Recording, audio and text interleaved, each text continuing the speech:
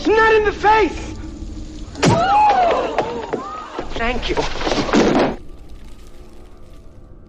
Hello and welcome to Hey, Not the Face with your host, John Nash, and your producer, me, Steffi Haynes. And boy, we have got some news for y'all.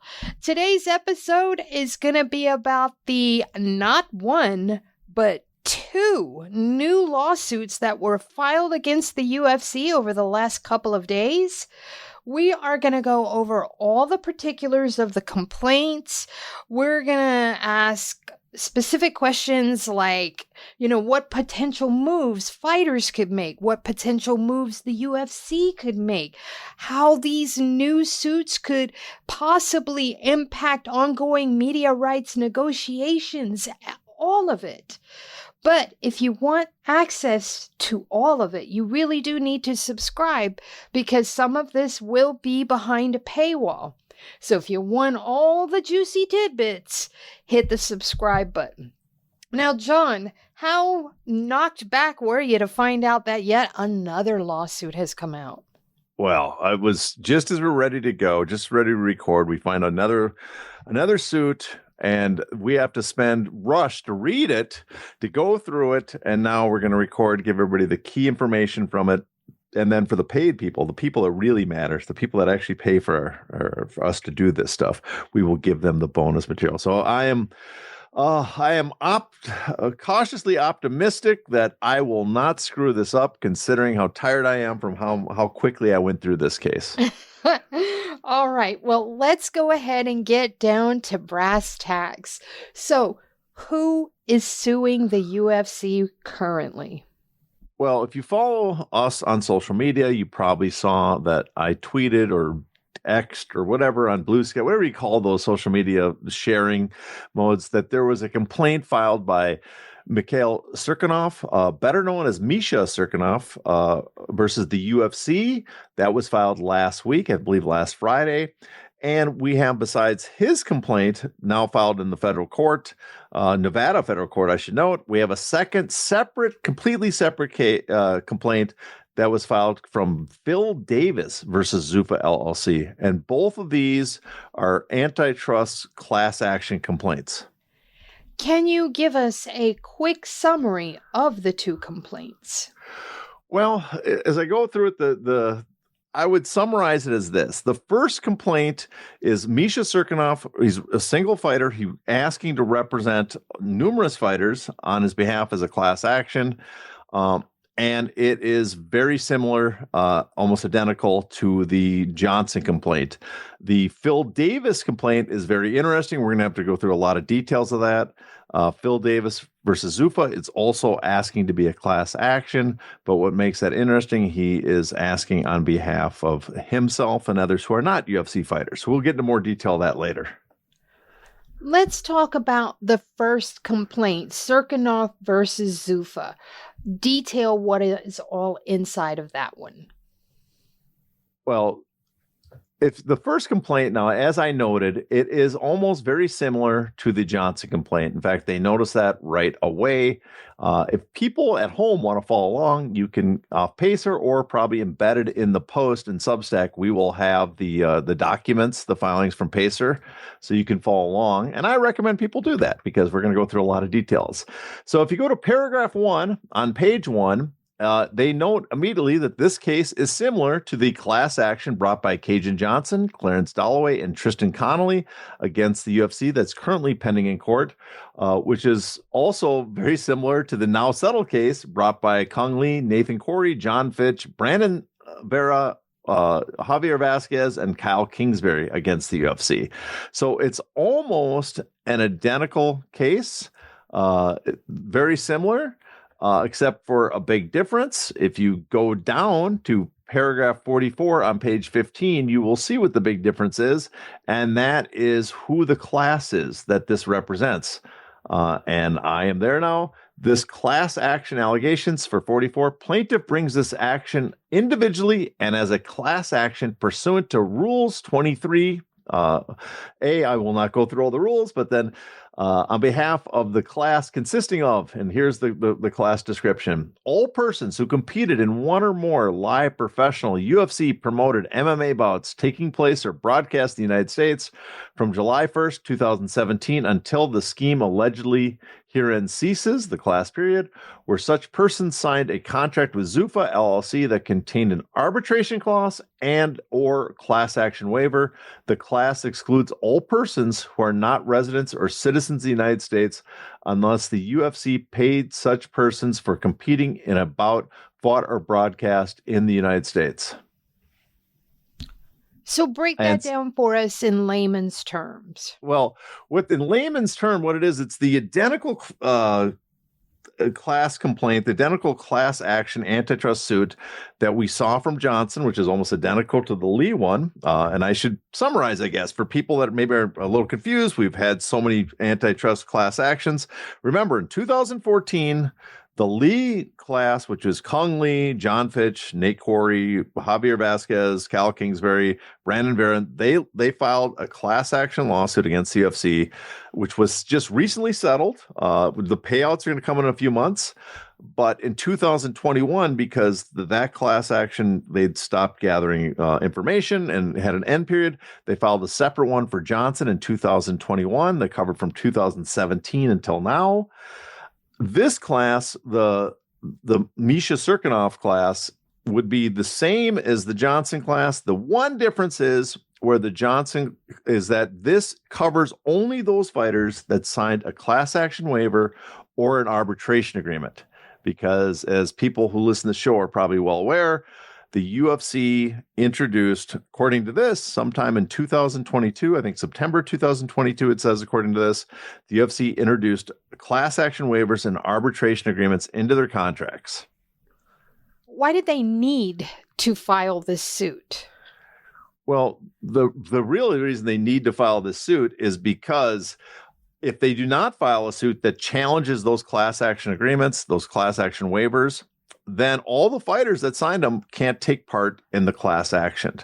So that's the number one reason. And we actually assume, and we've all been operating on the principle that those fighters cannot take place in the class action and if they don't take place, that removes probably 70% of the current fighters that would take part in Johnson.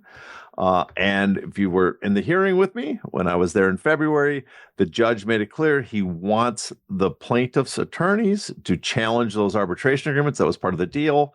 And so now the fighters, plaintiff's attorneys, they are challenging it through this lawsuit. They have made a complaint specifically that's going to challenge it. Why do they want the suit assigned to a specific judge? And which judge would that be? Well, this judge, they wanted assigned specifically to Judge Boulware. They've already reported that this is a related case. When they filed, it's randomly assigned to a judge in the federal, in the court that's in the Nevada federal court. They're now asking to be transferred to Judge Boulware because it's a related case. And it's pretty obvious. It has the same attorneys. It's the same text, the same complaint as we saw with the Johnson case. It's identical except for that one small change in the definition of class members. So they would want Boulware to do it because he's familiar with the case. Also because, let's be honest, Boulware does seem pretty sympathetic to the fighters. And it would save a lot on all the logistics of evidence, of discovery, all that stuff. If you went to another court, you'd have to start the process completely over and do a separate track. Here you can do everything together with Johnson because it's the same case except for who the class members are. Would this be helpful in amending the Johnson versus Zuffa complaint regarding class members? Well, you're referring to the defendant's motion, I believe, to deny class certification. Yes. Or an alternative, strike class allegations. What the defendants tried to do, as I'm being attacked by my cat in the middle of the show, what the defendants are trying to do when they filed that motion is they were basically arguing that the current named plaintiffs, CB Dalloway and Tristan Connolly and Cajun Johnson, since none of them had signed a class action waiver or an arbitration agreement, they couldn't represent the other fighters. They didn't have commonality with the fighters that had signed those agreements. And that's one of the things of a class action. You have to have commonality. And so they claimed, how can these fighters who have a very different contract be part of the same class action of these other fighters?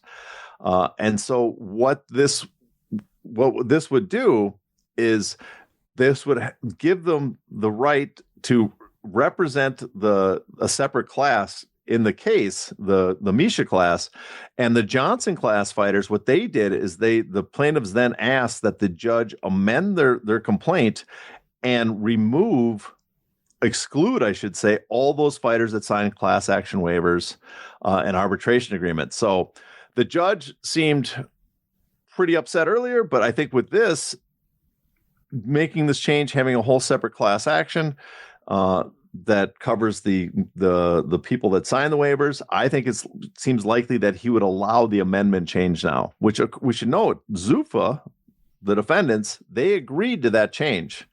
I don't know if they knew that they were going to file this motion later, this complaint, but they agreed to the change that they submitted to the judge, that they could amend the Johnson complaint for their class action to exclude fighters that had signed an arbitration agreement or a waiver.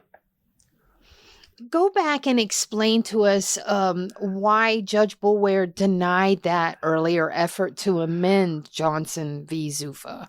Yes, this is a lot of detail, a lot of moving parts here because we have several motions in play. What you got to remember, when they agreed to the settlement, when the judge agreed to the settlement, he laid out several rules for the plaintiffs. He basically, this is why I'm going to agree to the settlement. This is why he denied the original settlement. People might forget, but the original settlement was for both the Lee class and the Johnson class, and he denied it, and he wanted them split up. And his reasoning was, one is he didn't think the monetary damages was enough for either class on the settlement. Two, he didn't think that that it was fair to those that signed arbitration agreements or waivers, that he think those should be confronted. And three, he wanted some sort of injunctive relief to still be on the table, that there should be an effort to be made on that part. So he made it clear that he wanted these arbitration agreements and amendments challenged. And that was a big part of why he agreed to the settlement. So lo and behold, a few months later, the plaintiffs produce an amended complaint and asked the judge to allow them to change the complaint in Johnson that could remove all the people with arbitration agreements and waivers. So I am sure the judge was not happy when he saw that, and he instantly denied it. Now, he probably was not aware that coming on the heels of that, they were planning to file this motion to file a new class action that would take that group of fighters and put them in a separate class action to contest the arbitration agreement. So, but the reason he denied it seems clear is he basically demanded when he did the settlement that I am going to allow this settlement to go through as long as you do these three things. And one of the three things he wanted was for them to at least try to challenge the arbitration agreements and class action waivers, to give those fighters a chance to be back in the class action. I realize that we have discussed the arbitration agreements before, but for new listeners or our listeners that need a little brush up on it, explain the arbitration agreements and why they hurt fighters under UFC contract. Well, the arbitration agreements that the UFC has, as I noted, they introduced them apparently in September of 2020. Now, the first case, as I said previously, it was filed 2014. In 2021, they filed a second case, the Johnson case. There's a 4-year statute of limitations, so that went back to 2017. So at some point, they decided, and mainly because the Supreme Court had ruled that arbitration agreements, even forced arbitration agreements by companies with a monopoly, that those were illegal. So they decided to put these in their contracts. And what those arbitration agreements did, it said that you cannot contest your contract. If you have a problem with your UFC contract, you cannot go to court. You can only go to an arbitrator. We have to do an arbitration between you and the UFC. So you can't set precedent. It's secretive, so no one has to know about the case. All in the UFC's benefit. In addition, they had a class action waiver as well attached that says you cannot take part in any mass lawsuit. So you cannot take part in a class action lawsuit. And what those did is that eliminated, going forward in the future, a large percentage of the fighters that were part of the Johnson class. And so that's what the class action waivers did.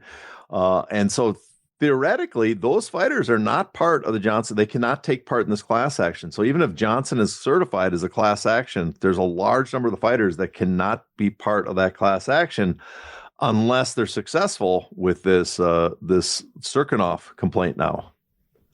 Based on what we know right now, just the information we've gathered currently, do you think that this suit will be successful in what it's trying to achieve?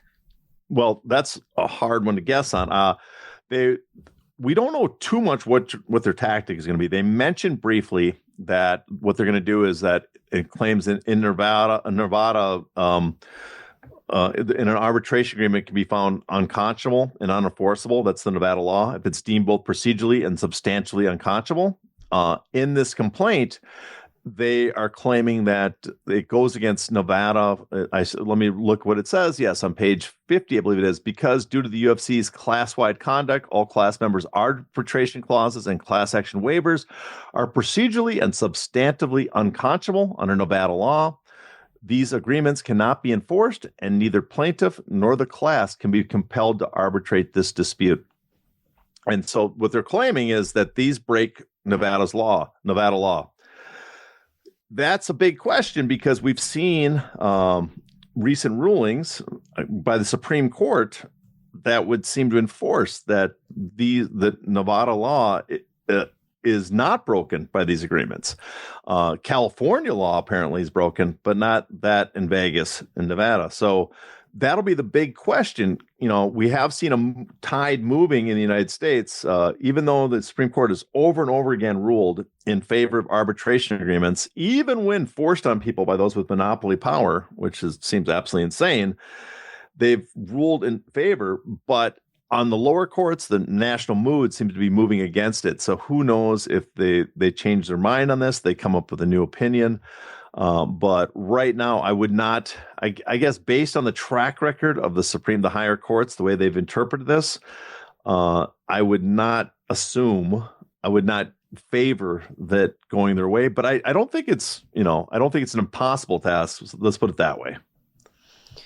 Now we're going to go on to the second lawsuit, and the named plaintiff in that is Phil Davis. So what exactly is his complaint against the UFC?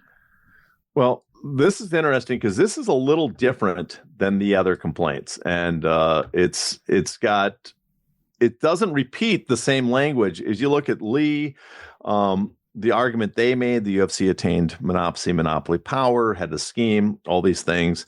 And then they repeat a lot of the same allegations, a lot of the same texts in the Johnson case, which is identical to the Cirkunov case now. So those are all identical, but this case is a little different. They lay out an antitrust, a very similar, very similar in many ways, but slightly different language, slightly different framing.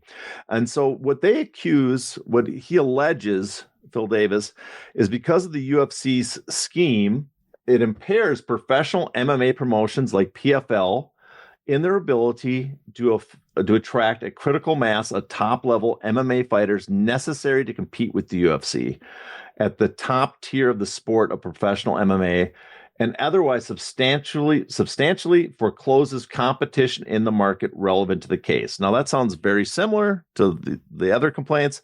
The difference here is what he's saying is that because these other promotions don't have access to fighters, they cannot put on the big fights, and because they can't put on bigger fights, they cannot pay their fighters like Phil Davis, who's rated, I believe, number 8 on Fight Matrix right now. They cannot pay them more. And so fighters outside the UFC are damaged by their scheme, not just fighters in the UFC, because the UFC is starving other promotions a chance to compete for those top-level fighters. Now, who are the members or potential members for this class action? Okay, the definition of the class, if you go down to paragraph 46, page 23, you'll see that this is the class definition for this. All persons who competed in one or more live professional MMA bouts for a non-UFC promotion where such bouts have taken place or were broadcast in the United States from the date this was filed until the scheme allegedly herein ceases. The class excludes A, all persons who are currently under contract with the UFC, B, all persons of the proposed class in Johnson v. Zuffa, and C, all members of the proposed class in Cirkunovs v. Zuffa. So basically that covers everybody that has fought in the UFC from 4 years ago from today until now that's outside the UFC, that does not have a contract with the UFC and has not had a contract during that time with the UFC. If they are not UFC fighters, what are they asking for? That, again, is a very interesting question. And that's the whole basis of the complaint is they are not asking for damages. There are no damages like we see with the Johnson, the Lee class, Cirkunovs as well. They all ask for damages, treble damages, because antitrust. They're asking for no damages here. What they're asking for is the judge to grant injunctive relief. That is all they're asking. And the injunctive relief is an interesting one because this is what they're asking for. I'm going to read the final paragraph, not the final paragraph, but before the demand for judgment on the contract, on the complaint, I should say. Page 65, if you're following along at home, page 65, paragraph 183, this is what it says. Therefore, plaintiff, on behalf of himself and other members of the class, seek injunctive relief barring defendants from engaging in the anti-competitive scheme alleged herein.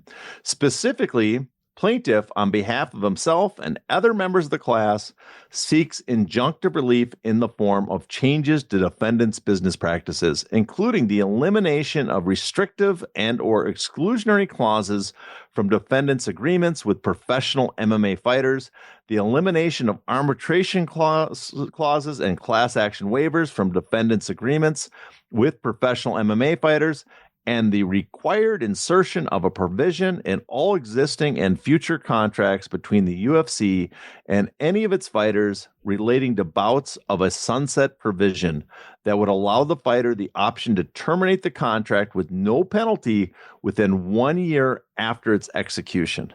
Did I hear you correctly saying current contracts and future? Yes, that is true, correct. But it would be current contracts on the date that the judge, if he does, grants this injunctive relief. Okay. But I mean, okay, I'm sure we'll talk more about that. But even then, that is pretty big if it gets granted, because what you're saying is fighters would have the option. They would sign a UFC contract, and there'd be a provision in there that says that they have, after 1 year of signing that contract, after the start of that contract, they would have the right to say, I can, on my own free will, terminate this contract after 1 year, which would be a massive change the way the industry currently works. Is this possible? To access the bonus content of this episode, you must be a paid subscriber. To do that, go to heynottheface.substack.com and subscribe today.